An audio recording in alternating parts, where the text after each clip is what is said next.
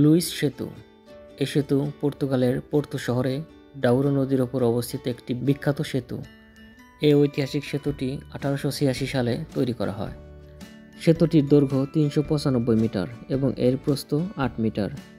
সেতুটি দেখতে অনেকটা প্যারিসের আইফেল টাওয়ারের মতো, যা সেই সময়ের বিখ্যাত প্রকৌশলী গুস্তাভ আইফেলের কাজের একটি উল্লেখযোগ্য উদাহরণ। সেতুটি পোর্তো এবং গায়া শহরের মধ্যে সংযোগ স্থাপন করে।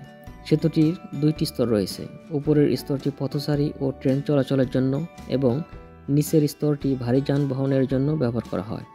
লুইস সেতু পোর্তোর অন্যতম প্রধান ল্যান্ডমার্ক এবং পর্যটকদের জন্য একটি জনপ্রিয় গন্তব্য।